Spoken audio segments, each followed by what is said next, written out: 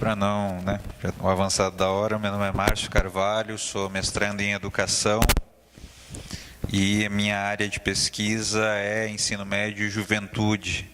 Acho que tem algumas coisas, primeiro, o Wellington, que meu amigo, acho que posso contribuir com isso. Eu acho que se vocês vão ter grupo de estudo amanhã da Juventude Socialista, primeiro vocês têm que adotar como teoria social o materialismo histórico dialético, que vocês vão conseguir fazer leitura de realidade a partir da totalidade, a partir da contradição, que é basicamente o que nós estamos fazendo aqui, adotando uma teoria social e aplicando e vendo o que é a política pública.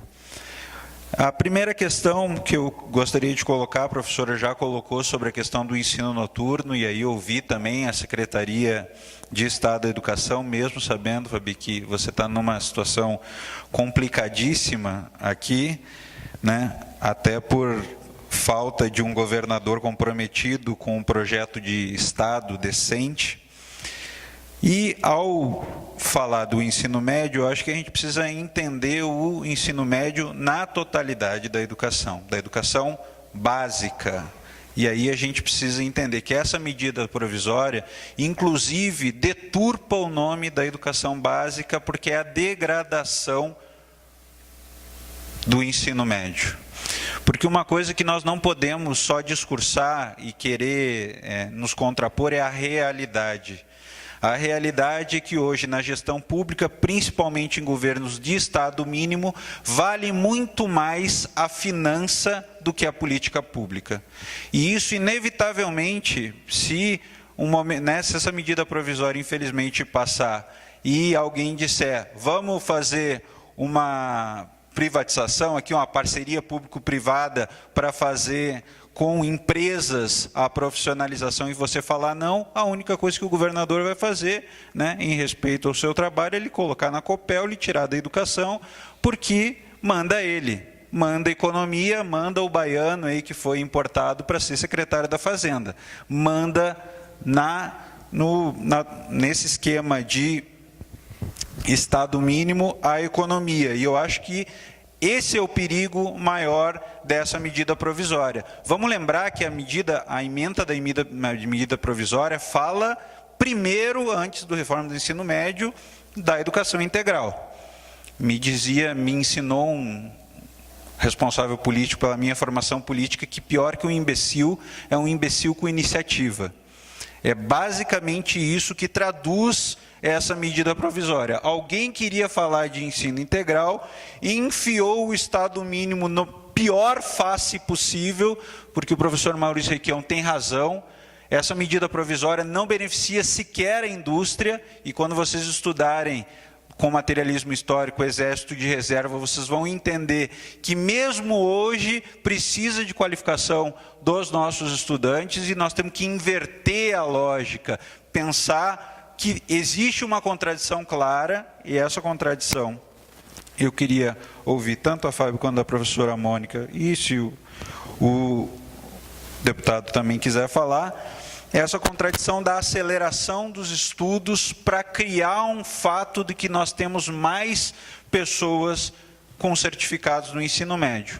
O problema é quem é o sujeito da política pública. É o mercado, que está muito claro nessa medida provisória, ou é o projeto de nação, ou é o sujeito, ou é o nosso jovem? E aí queria ouvir também um pouquinho mais a professora Mônica falar, porque estuda também essa questão da juventude, de que projeto de educação nós teremos para um jovem na condição geracional dele. Porque o que nós estamos fazendo é tirando dele a condição de ter oportunidade, tirando dele a condição de ter uma educação qualificada. Porque vocês sinceramente acham que, vamos escolher aqui, né, se fala em flexibilização e liberdade, isso é uma falácia, gente. Isso é uma mentira deslavada, não vai se flexibilizar nada, não vai ter liberdade de escolha de nada. O que dita as normas do Estado mínimo é a economia. Se tiver professores naquela escola que só fazem aquele percurso, é isso que ele vai ter que fazer. Aqui em Curitiba ele pode até pegar um ônibus, sair da Zona Norte e ir para a Zona Sul, beleza. mas numa cidade do interior, e nós temos 399 municípios, não haverá isso. É enxugamento total dos gastos, demissão, e a partir de agora, com a MP 241, qualquer gestor público vai falar, não posso fazer essa política pública porque tem a 241 aqui que foi aprovada, então corte de gastos. Ah, não vamos fazer concurso. Vamos fazer o quê? Vamos terceirizar o serviço. E eu acho que, ao pensar a política pública como um todo, nós precisamos levantar essas questões. Não dá para fazer aceleração de estudos, não dá para fazer degradação do nosso ensino médio, da nossa educação básica, não dá para discutir ensino médio sem falar do ensino fundamental, não tem como, e isso nós temos que integrar, porque é um percurso, você tem que pensar nele como um todo, não dá para falar de ensino médio quando a MP sequer fala dos trabalhadores, sequer fala das representações dos trabalhadores, e aí a representação da secretaria pode questionar isso. Por que só os gestores?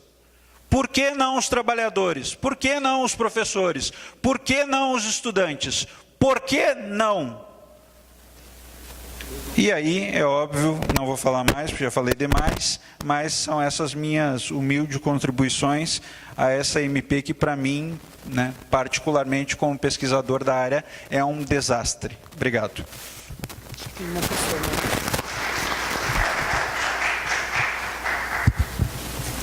Boa noite a todos os presentes. Estudante de escola municipal, me formei no ensino médio em escola estadual, pedagogo na Universidade Federal, professora, 22 anos trabalhando em escola. A minha pergunta é em cima do que eu trabalho nos últimos 16 anos, a educação de jovens e adultos. Eu trabalho no CEBEJA, aqui próximo, quem quiser conhecer, descer, a São Francisco, o CEBEJA Puti Lazaroto. Como fica os educandos da EJA?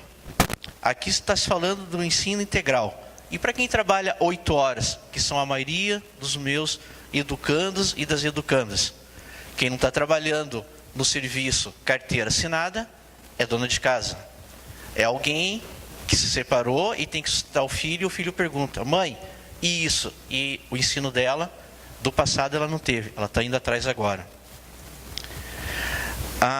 Vamos ver aqui, a TV educativa. Esse fim de semana eu vi que ela está ofertando o ensino televisivo, que a gente tinha um telecurso, 4h30 da manhã. Alguém de vocês assistiu 4h30 da manhã? A TV do Estado, a TV educativa oferta 4h30 da manhã. Quem que está acordado para assistir? Foi a propaganda. Estava. Eu estou com medo da certificação de um ensino aligerado. Aquele modelo que a gente tinha nos anos 90, onde o aluno de 5 dias ia somente 2. E os outros 3 ele estudava por conta própria. Tem alunos que ainda procuram hoje dizendo que estudaram e querem voltar sobre isso. Ao colega, dando uma contribuição para ti, o estudo literário e prático sobre as políticas educacionais. Se você entrar no site da Universidade Federal do Paraná, no setor de educação, tem um núcleo de políticas educacionais. Olha a última turma de especialização, os funcionários de escola. Os trabalhos que nós desenvolvemos na especialização te ajuda muito nessa tua discussão. É a realidade de quem está no chão da escola. É aquele que você conhece quando entra na escola, porque se chama de tia. Você encontra no fim de semana no mercado, e é aquela pessoa que sabe cada um dos alunos. Os alunos nem sempre sabem o nome do professor. Eles citam aquele loiro, aquele alto, aquele baixo. Mas se perguntar da Dona Maria, eles informam, ela não veio hoje porque ela está doente.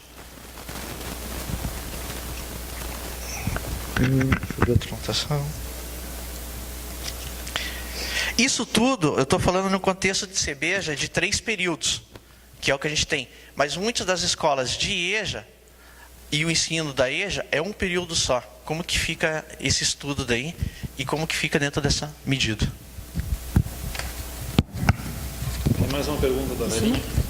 Vamos lá, a gente encerra, porque a Fabi já está deixando o jantar de família dela para ficar respondendo a gente. Boa noite a todos e a todas. Agradecer a professora Mônica, a Fabi, né, por estar representando a secretaria. E, na verdade, a provocação do Wellington, quando ele disse que faz parte do movimento estudantil, que hoje, muito mais é para contribuir um pouquinho com a fala dele e depois lançar o desafio para a secretaria. Porque hoje a gente tem a aprovação das contas do Estado do Paraná, sempre com ressalvas, porque nós não cumprimos sequer o mínimo constitucional no nosso Estado. E, quando nós falamos em teto, isso significa diminuir ainda mais. Então, o que esperar da secretaria com o teto, né? E é por isso que os estudantes estão indo para a rua, e parabéns pelas 200 escolas ocupadas no Estado do Paraná. O meu partido é o PMDB, é do Temer, né? Mas eu tenho orgulho de dizer que eu faço parte do PMDB aqui do Paraná, que nós tivemos um secretário de Educação que acabou de mostrar para a gente como ele qualificou os professores no Estado e como melhorou a educação no nosso Estado. Nós podemos, sim. Parabéns a essa juventude que está questionando, porque isso é o primeiro passo para se abrir o debate, porque foi aprovado na Câmara, mas o Senado ainda vai aprovar. E se nós não estivermos nas ruas debatendo e abrindo, sim, o questionamento, eles vão tratorar como já tratoraram e como tratoram no Estado do Paraná. Já tratoraram uma vez e nós vamos ser tratorados N vezes se a sociedade não abrir o debate. E aí, a Fabiana falou que as escolas estão abertas ao debate. Como professora, nós tentamos entrar no Estadual do Paraná para fazer esse diálogo lá dentro, com os alunos que estão lá dentro, e a secretaria negou. Então, assim, para a gente abrir o diálogo, não é o governo apenas debatendo, é a sociedade civil organizada, são os professores sendo escutados como um todo. Não importa se é partido A, se é partido B, parabéns pela iniciativa de vocês estarem estudando e debatendo num grupo fechado, mas a sociedade tem que estar presente no debate. Nós precisamos conscientizar todo mundo, conscientizar a sociedade que essa MP é uma aberração. É sim, porque o Mendonça quer sim privatizar a educação, isso está claro nos projetos. Como é que nós vamos limitar o gasto de educação se o movimento estudantil foi fundado e buscou o aumento, né, do incentivo, inclusive o aumento do investimento do PIB para a nossa educação.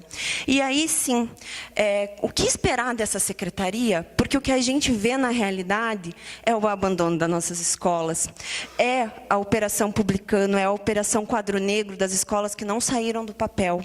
E aí, a sociedade no Paraná está de parabéns por estar ocupando as escolas e realmente fazendo o governador do Estado supostamente olhar para nós, porque a gente já sabe o direcionamento que ele tem, pelo menos a impressão do direcionamento ele já está dando. Muito obrigada. Acho que mais alguém. Ralf. Então, sou o professor Ralf, atualmente estou na direção estadual da PP Sindicato. Fazer uma fala curta mesmo, que eu não sou de falar muito, a não ser quando eu estou dando aula. Hoje foi feita a pergunta, o que fazer, né?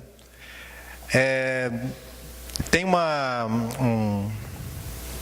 um artigo que fala sobre como os animais reagem ao medo, e tem 3 reações básicas. Uma delas é sair correndo. Alguns animais, como o lagartixa, o lagarto, largam um pedaço do rabo e saem correndo. Outros se congelam de medo, se fingem de morto. E outros ficam e enfrentam. Os nossos alunos, no momento, estão dando uma aula do que se deve fazer. Eles estão ficando e enfrentando. Então, eu acho que a resposta para o que você perguntou, o que a gente faz, tem que enfrentar. E seguir essa aula que os alunos estão dando. Era isso, né?